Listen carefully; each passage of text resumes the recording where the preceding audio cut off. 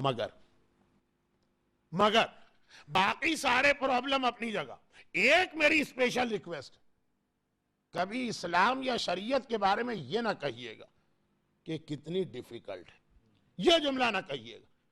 जिस वक्त आप अपनी जबान पर यह जुमला लेके आते हैं कि भाई दारुसलाम में या मोम्बासा में या नैरोबी में शरीयत पे अमल करना आसान था, लेकिन यहां लंदन में बैठकर, और अगर आप हजरात अपनी इंसल्ट फील ना करें तो कनाडा वाले लंदन को गांव मानते हैं। मौलाना आप कहां किस गांव से आ रहे हैं? असल दुनिया तो टोरंटो, असल दुनिया तो वैंकूवर, असल दुनिया तो शिकागो। वहां बैठकर, लंदन में बैठकर आप कहें कि मौलाना वो लिंडी में बैठकर दीन पे अमल करना तो आसान था, जंजबार में तो दीन पे अमल करना आसान था, बकूबा में तो दीन पे अमल करना आसान था, छोटा सा टाउन है। यहां लंदन में, पेरिस में, न्यूयॉर्क में, वॉशिंगटन में, शिकागो में, टोरंटो में। और आज इस 21st सेंचुरी में जैसे ही यह जुमला आपने कहा, यह जुमला जो आपका है, यह खाली एक सेंटेंस नहीं है, यह तीर की तरह से रसूल खुदा के सीने में लगता। सबसे ज्यादा इसकी तकलीफ और पेन अल्लाह का रसूल महसूस करता। आप कुछ कहिए, कभी शरीयत के बारे में यह ना कहिए कि बहुत डिफिकल्ट। आप कहिए कि जी मेरा लाइफ स्टाइल ऐसा कि मैं शरीयत को फॉलो नहीं कर सकता हूं। आप कहें कि मैं अपनी जिंदगी भर की हैबिट चेंज नहीं कर सकता हूं। आप कहें कि मेरा मन नहीं चाहता शरीयत पे अमल करना, वो आप कहिए। यह ना कहिए कि शरीयत बहुत मुश्किल है। यह डायरेक्ट पैगंबर इस्लाम की इंसल्ट और तौहीन। और यह बात याद रखिएगा कि पूरी हमारे सामने 14 मासूमों की जो सीरत है, पैगंबर की और इमाम की इंसल्ट की जाती है दो तरीके से।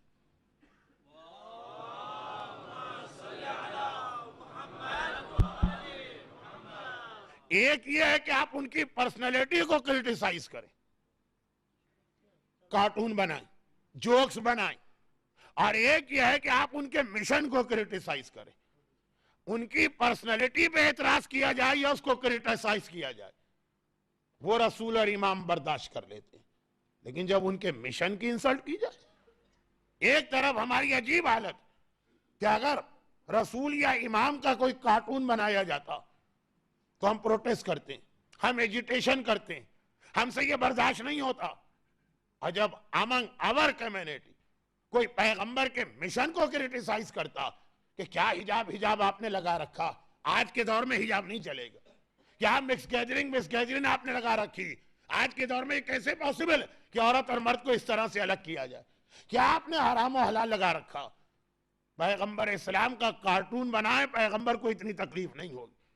और पैगंबर की लाई हुई शरीयत के ऊपर आप क्रिटिसिज्म शुरू करें, और फिर खाली इतनी बात नहीं है कि ये शरीयत पैगंबर लेके आए, तो पैगंबर का इससे अटैचमेंट, इतनी मोहब्बत कि इसी शरीयत के लिए रसूल ने अपने हुसैन को, एग्जाम्पल काफी है, वरना मेरे पास इस पॉइंट के लिए 50-60 हदीस है। नमाज तरावी, ऑल दो हर साल माह मुबारक के रमजान में शिया सुन्नी एक डिबेट शुरू हो जाती है तरावी पर, मगर मैं इस वक्त उस एंगल से नहीं आ रहा हूं।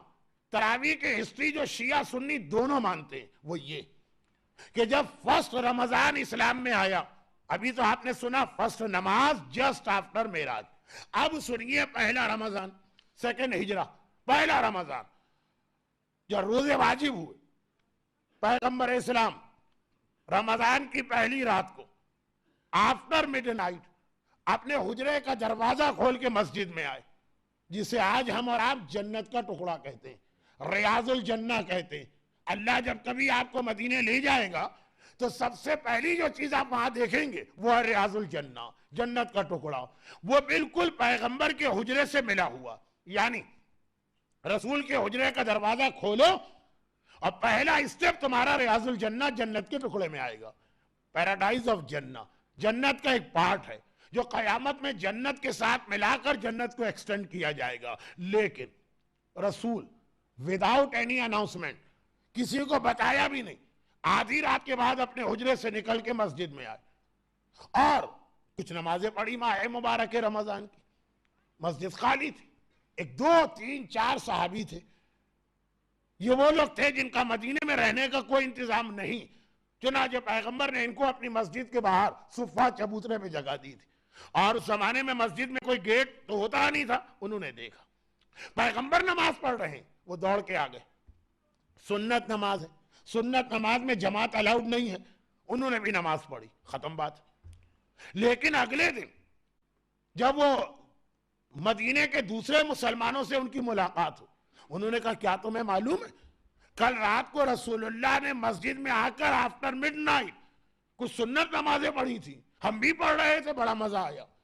अब ये न्यूज स्प्रेड हुई। अगले दिन, आज पहले दिन 10 आदमी थे, वो भी बाई चांस एक्सीडेंटली मौजूद थे। अगले दिन न्यूज फैली, 50 आदमी आ गए। और आज रसूल खुदा आधी रात के बाद आए और आज नमाज पढ़ी, वही नमाज जो कल पढ़ी थी, यस्टरडे वाली। लेकिन आज क्राउड ज्यादा था। अलबत्ता जमात नहीं हो रही है क्योंकि सुन्नत नमाज। अब ये 50 आदमी जब डे टाइम आया, इन्होंने अपने सर्किल में बताया। तीसरी रात आई, अब आज 200 आदमी आ गए मस्जिद में। अब आहिस्ता आहिस्ता न्यूज स्प्रेड हो रही है। पैगंबर आज भी आए, नमाज पढ़ी और चले गए। चौथी रात को सारे मदीने को पता चल गए। आज पूरी मस्जिद इतना भर गई जैसे ड्यूरिंग हज या रमजान के लास्ट 10 डेज में मस्जिद नबवी भर जाती। आज पग रखने की जगह नहीं थी। लेकिन सारी रात मुसलमान वेट करते रहे। आज रसूलुल्लाह मस्जिद में आए ही नहीं, यहां तक कि फजर का टाइम हो गया।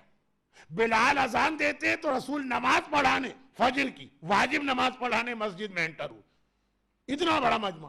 खैर वो तो रोजाना फजर के वक्त तो सारा मदीना आता।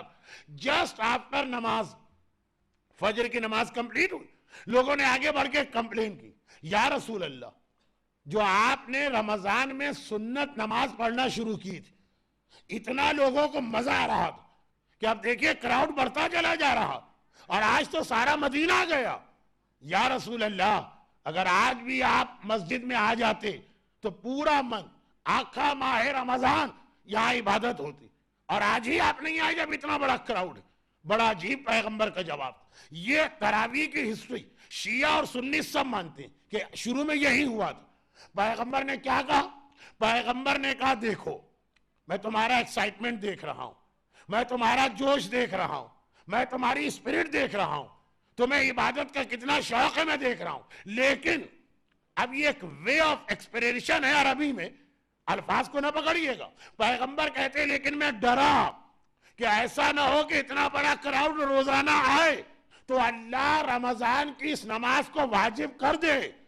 तुम तो इसको पढ़ लोगे, तुम्हारे पास टाइम भी है, लेकिन जो आखिरी जमाने का मुसलमान आएगा, तुम्हारी वजह से नमाज वाजिब हो गई, उसको प्रॉब्लम होगा।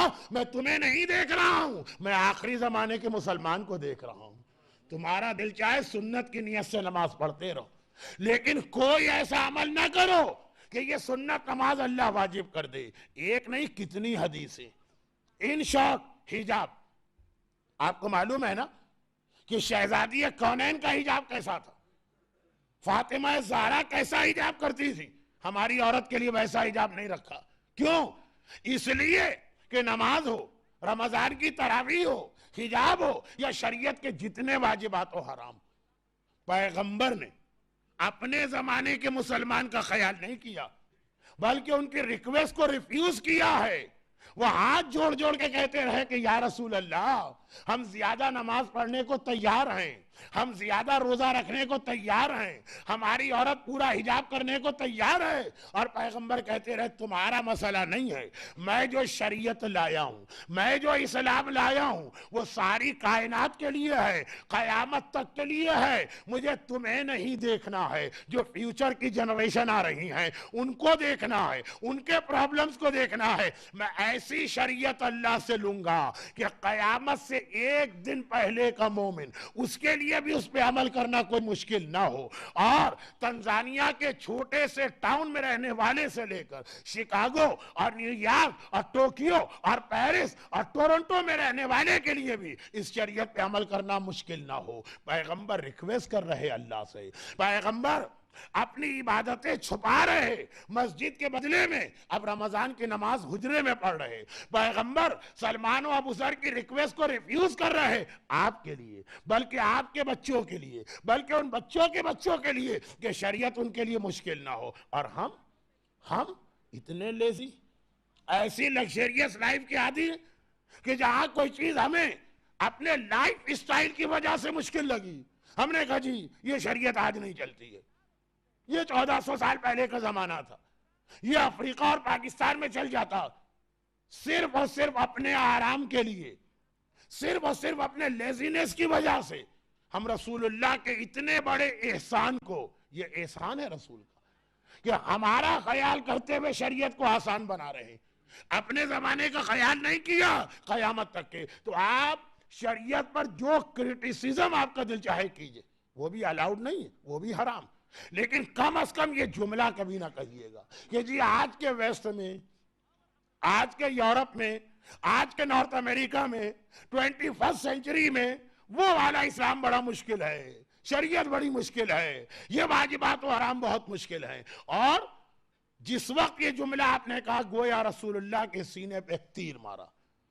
जब कोई बेटा अपने बाप से कहता और जब कोई औलाद अपनी मां से कहती आपने मेरे लिए किया क्या है आज तक, तो अंदाजा नहीं होगा इस बेटे और बेटी को कि इस बाप को या पेरेंट्स को खाली ये जुमला सुनने से कैसा मेंटल टॉर्चर हुआ। अरे तुम तीर उठा के वालिदैन को मारो, शायद उनको इतनी तकलीफ ना हो, तुम जूता उठा के उनको मारो, शायद उनको बुरा ना लगे, तुम उन्हें गाली दे दो, शायद उनको बुरा ना लगे, लेकिन जब उनकी जिंदगी के सारे एहसानात को भुलाकर एक जुमला कह देते हो कि आपने किया क्या तुम्हें अब याद है कि जब तुम 6 महीने के थे और रात को उठ के रोते थे तो ये माँ किस तरह से आंखें खोल के तुम्हारा ख्याल करती, जो अपनी नींद तुम्हारे लिए कुर्बान करती, जो अपनी भूख और प्यास तुम्हारे लिए कुर्बान करती।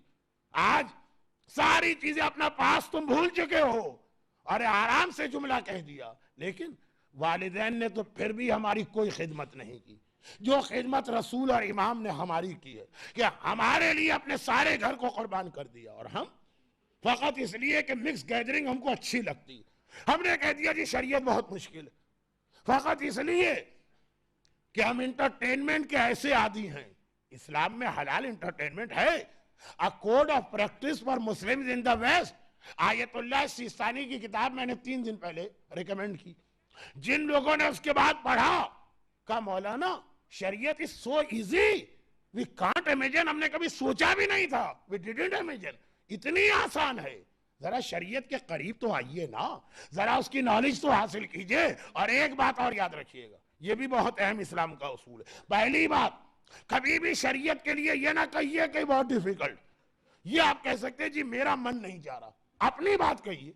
रसूल पे क्यों इल्जाम लगाते हैं, इमाम पे क्यों तोहमत लगाते हैं, अल्लाह के रिलीजन को क्यों आप इंसल्ट करते हैं। और दूसरी बात, एक बात और याद रखिएगा कि अगरचे आज का पूरा वेस्टर्न कल्चर या लाइफ स्टाइल हर चीज क्रेडिट पे चलती, आपके हर चीज क्रेडिट पर, लेकिन इस्लाम क्रेडिट का मजहब नहीं है।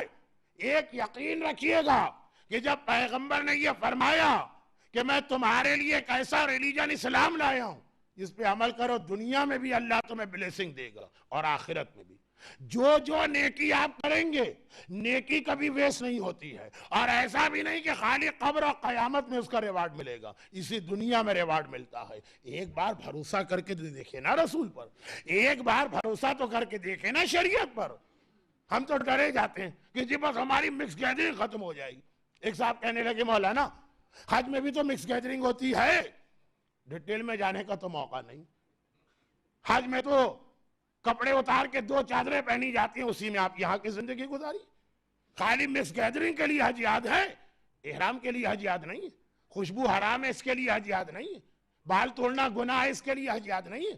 परफ्यूम लगाना जायज नहीं, इसके लिए हज याद नहीं है। वो सारी चीजों को वहां छोड़ के आ गए जी, वो हज का स्पेशल मसाला, और खाली मिक्स गैदरिंग को वहां से यहाँ लेके आ गए कि जी ये है हज की मिक्स गैदरिंग। ये तो खैर एक अलग बात कि हज की मिक्स गैदरिंग भी ये शरीयत का उसूल है या चूंकि हज का सिस्टम जालिमों के हाथ में है इसलिए ऐसा बन के रह गया, वो एक अलग बहस है। लेकिन जब आर्गुमेंट इस तरह होते हैं तो एक बात याद रखिए, शरीयत के जिस वाजिब पे आप अमल करेंगे और जिस हराम से अपने आप को बचाएंगे उसका बेनिफिट आपको यहीं मिलेगा।